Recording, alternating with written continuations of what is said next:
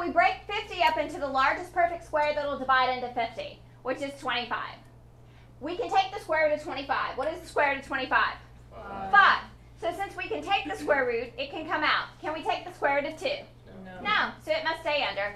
So this simplifies to 5 roots of 2. So this top part was nothing new. It was just reminding you of what you did in Algebra 1 and then what you did again in geometry. And so here we go in Algebra 2. Let's remember. Yes, ma'am? So you don't put an I in there? You only put an I if when you break it up, there's a negative 1. Okay? So this next one breaks up into 9 times 3. 9 is the largest perfect square that divides into 27. The square root of 9 is 3.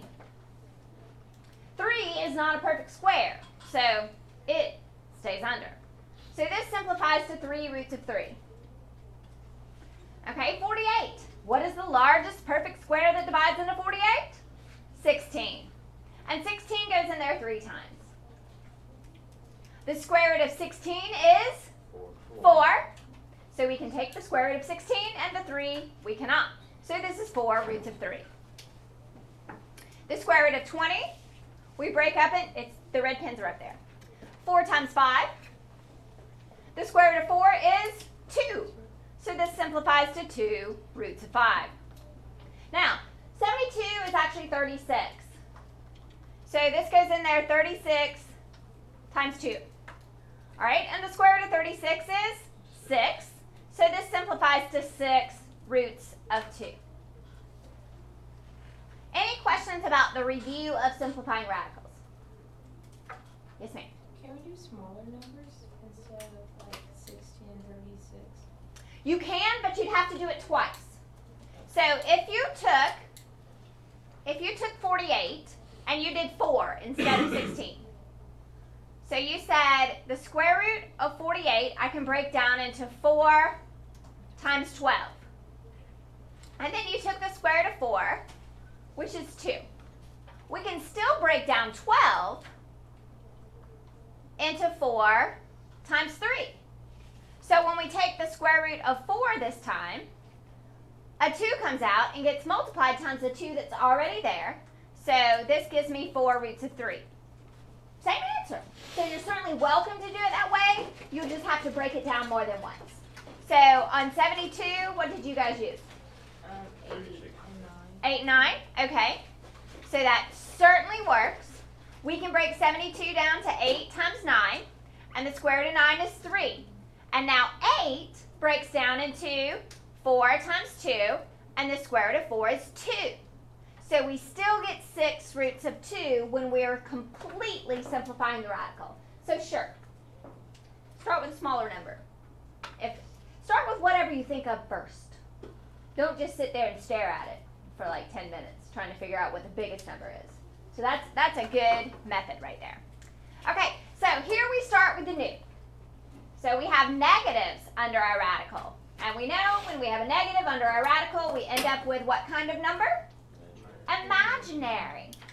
So we're going to break up 9 into 9 times negative 1. The square root of 9 is 3. The square root of negative 1 is I. Okay? We have a negative 4 out in front of this one. So when we break this down into 4 times negative 1, this negative 4 gets multiplied times the square root of 4 is 2. And the square root of negative 1 is I. So this becomes negative 8I. Julia, did you happen to look at the video yesterday? Okay, so guys, whenever you're absent, if you open up Blackboard, if you open up my website on Willoughby World, the same things are there. So yesterday's lesson is right here. So if hearing me once a day is not annoying enough, you can always go to the YouTube and hear me twice a day. Okay, we just defined the square root of negative 1 as I, which is, okay. So it's there if you're ever absent also. All right, number 8. The square root of negative 20 is 4 times 5 times negative 1. So the square root of 4 is 2. And the square root of negative 1 is I. And the square root of 5 is something we don't know. So it has to stay under. Okay. Number 9, 75. So 25 times 3 times negative 1. So the square root of 25 is 5. The square root of negative 1 is I. So this is going to leave me with 15I root 3. Now 169 is actually a perfect square. Do y'all remember what that is? 13 squared. Very good. So when I break this down into 169 times negative 1, this is 39. Okay, the next one. We break this down into 4 times 6 times negative 1, so it's 2I root 6. The next one, we break down into negative 1 times 100, or 100 times negative 1, it's 10I. This one, we break down into 25 times 2 times negative 1. We'd already done positive 50. This time we have negative 50, so we introduce the imaginary part. Now, this one I want to think about 2 different ways. The first thing we know, when we have a square root that's being squared, we can kind of think as the radical and the power canceling each other out, right? Okay? So when we square a square root, they're going to cancel. The square and the square root cancel. And it leaves us with negative 7. Let's think about this in terms of imaginary numbers. It's time to learn, guys. That alarm's going off. All right. So in terms of imaginary numbers, the square root of negative 7 simplifies to I root 7. Oh, okay, it's over. Yeah. All right, so I root 7. And when we square that, we have to square the I squared, and we have to square the square root of 7, which is 7. Now, we already know this is the answer, don't we? Because we did it this first way. So, what can I multiply 7 by to end up with negative 7? Negative 1. What do you think the value of I squared is? Negative 1. And let's see if that makes sense. If I is the square root of negative 1, and that's how we defined the imaginary unit yesterday, as the square root of negative 1, if we were to square this, I squared is negative 1. So whether we think about it this way or we think about it this way, we get the same thing. And that kind of leads us into powers of I. So, yesterday we learned that I to the first, which is the square root of negative 1, is just I. Now we know I squared is negative 1.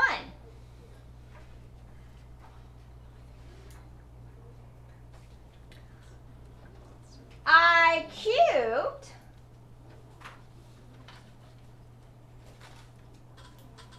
okay, let's use our powers of algebra real quick.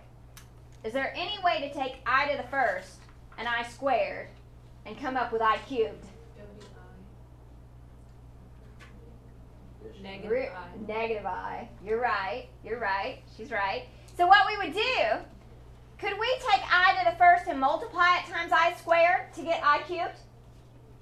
Yeah? 1 plus 2 is 3. Okay? Well, I to the first is just I. I squared is negative 1, so it's negative I. Interesting to me. All right, and I to the fourth 1 is positive 1. Okay, could we take I squared and multiply it times I squared? What is I squared times I squared? I to the fourth, isn't it? So, negative 1 times negative 1 is 1. Now, the cool part about this is it repeats at this point. I to the fifth could be written as I to the fourth times I. Well, I to the fourth was just 1. And 1 times I is I. So this cool little pattern of powers of I repeats every 4.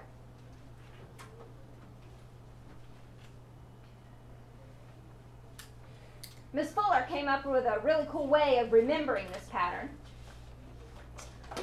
So let's say on the way home, I buy a lotto ticket, and then I win. I'll probably shout, I won! I won! I won. I won. The first one's I, the next one's 1. The next one's I, the next one's 1. And the two in the middle are negative. I won, I won. That's how our pattern goes. I won, I won. That's just a way of remembering. Clever. Miss Fuller's pretty clever. She's good at trivia, too. So if you ever need a partner. All right. So those are our powers of I. And we'll talk about those again. All right. Whoop. Where's my? There it is. Let's keep going. So then we did graphing. And I'm thinking maybe I didn't do the greatest job explaining the graphing because when I walked around to check the homework, quite a few people had questions about the graphing. So that is usually an indication that I could have done a better job teaching that.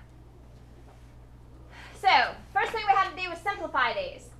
All right, now this one goes all the way to 14, so we're going to have to count by 2's on this graph to make it fit. So when we simplify the square root of negative 16, we get 4i. So this is 14 minus 4i, and it's in the correct form. The correct form is standard form for a complex number, a plus bi form, where the real part comes first and the imaginary part comes second. So we go over 2, 4, 6, 8, 10, 12, 14, and then we go down 2, 4.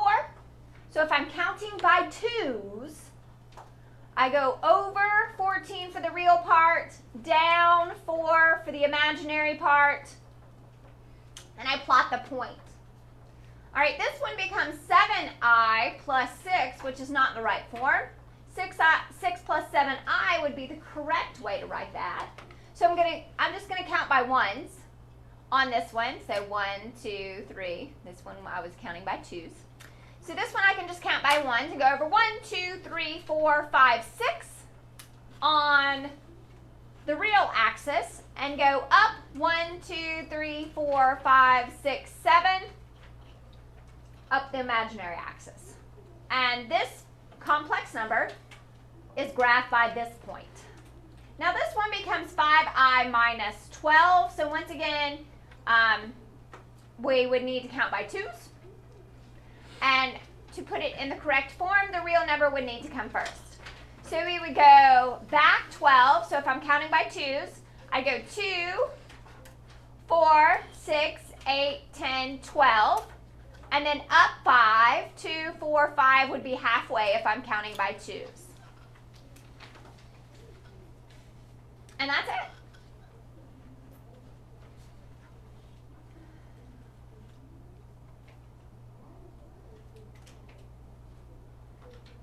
Okay, number 18. This has a leading coefficient of 3. How can I tell if what is the divisibility rule? How can you tell if a number is divisible by 3? What do you do with the digits? Do y'all remember this from? No? Okay. So the divisibility rule for deciding if a number divides by 3 is if the sum of the digits is divisible by 3, then the number is divisible by 3. So when we add up these digits, we get 12. So we know 147 is divisible by 3. So we're going to factor that 3 out. Okay, so 3 goes into 14 4 times. That leaves 2, 27. 3 goes into 27 9 times. There we go. Or you could use your calculator. But on your quiz, are you allowed to use your calculator? No. All right. So now we're going to factor it. This is a difference of squares, so it factors to the square root plus the square root times the square root minus the square root. Was there a question? Oh, no, I thought you were Okay. finished with this. Okay. The next one has a GCF of just 2. And then what can we multiply to get negative 36 that we add to get negative 9? And that would be negative 12 and positive 3. And we cannot forget the 2 we factored out to start with. Okay, this one has a GCF also of 2. anytime they're even. And that leaves us 8x cubed plus 27. All right, this is a sum of cubes. So, same, opposite, always positive. So the cubed root of 8x cubed is 2x. The cubed root of 27 is 3. We square it. We do the product, and we square it. Square, product, square.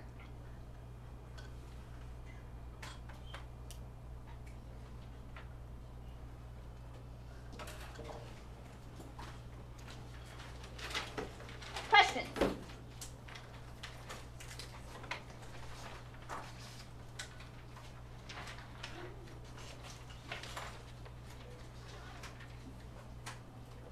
Okay, so today we are doing addition and subtraction. What is it?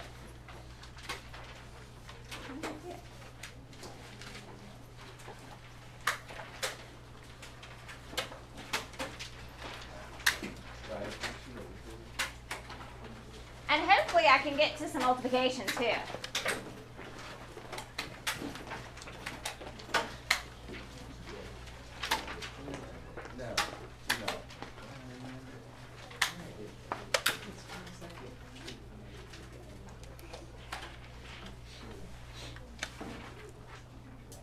Yeah, I think we're good to multiplication today.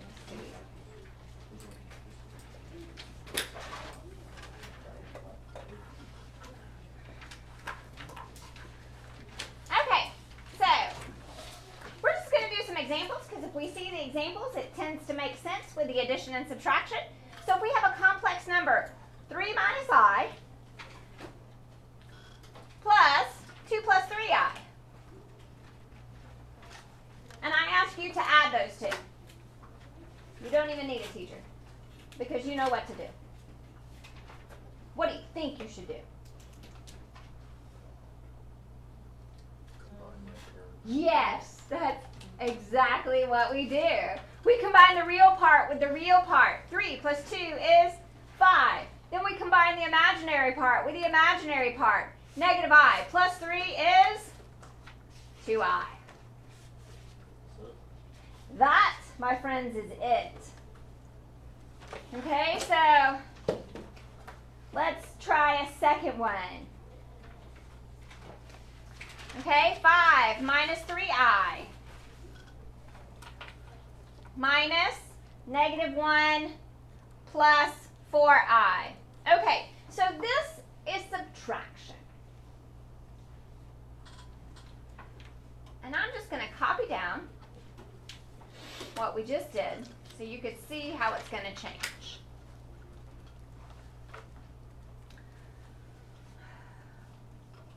Whenever we subtract an expression that has more than one term, so in this case, this complex number kind of looks like a binomial. We know it's a complex number, but it looks like a binomial. What we have to do with the subtraction is change the signs. So we change this to addition, and then it changes all of these signs to the opposite. So it's somewhat like distributing the negative is really what we're doing. So we're thinking of this subtraction as being plus a negative 1 and distributing the negative. And that's all we do. Okay? So we're going to add the 5 plus the 1 and get 6. And then negative 3I and negative 4I, and we get negative 7I. Okay. So that is addition and subtraction. So on the back of last night's homework are some problems to practice with addition and subtraction. This is now classwork, guys. I want you to do 1 through 14 as classwork. I'm still giving you credit for doing work. I'll still give you your 2 points. But let's get started. Please ask me questions if you have them.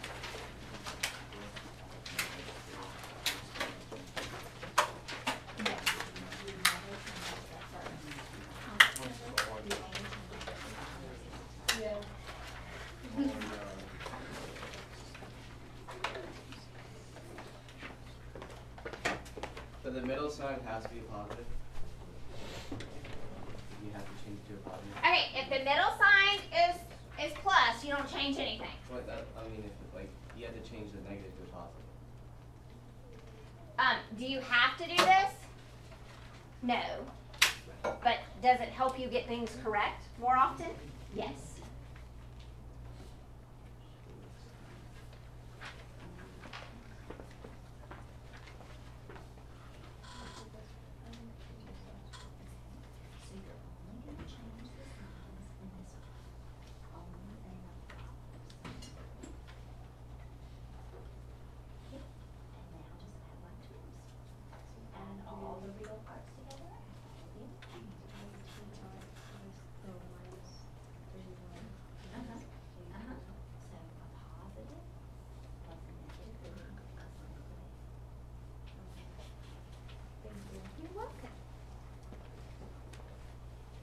Okay, when we have subtraction, we only change the signs of the complex number directly after the subtraction.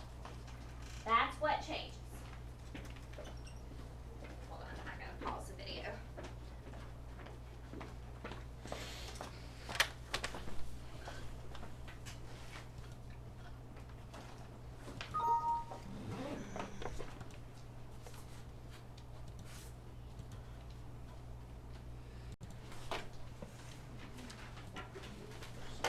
Okay, so we're going to pick a couple of these to look at.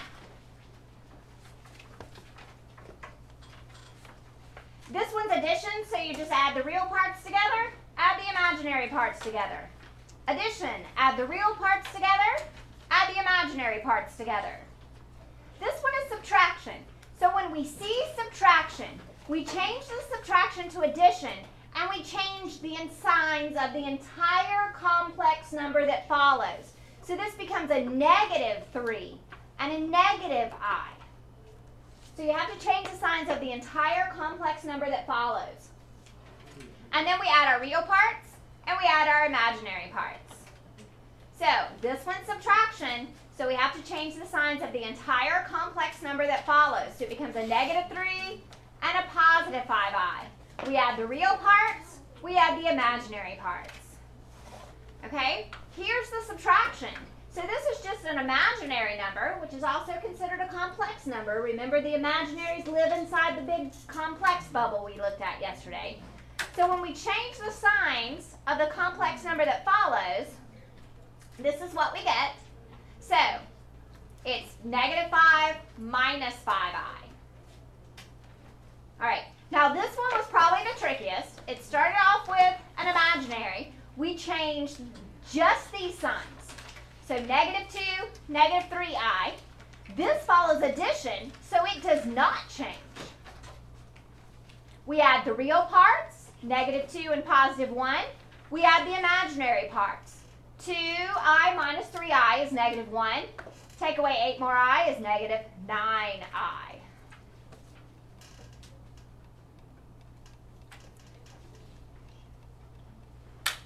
Okay, how are you doing so far? Good? Yay! Okay, this is addition. Add real parts, add imaginary parts. Add real parts, add imaginary parts. Subtraction. Subtraction takes a little more work. So we're going to change the signs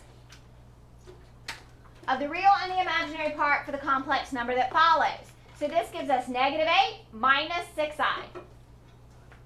Yes, sir? I just got -6i. Okay, when we change, you got to change the real part first here also. So a -4 plus a -4 gives us the -8.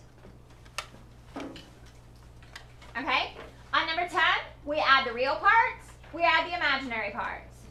We add the real parts, we add the imaginary parts. We add the real parts, we add the imaginary parts. It's getting a little mundane, isn't it? Mundane, SAT vocab word of the day. What does that mean? Okay, good, good. All right, this one. Changing to the opposite here. So we're going to add the real parts, add the imaginary parts. Add the real parts, add add the imaginary part.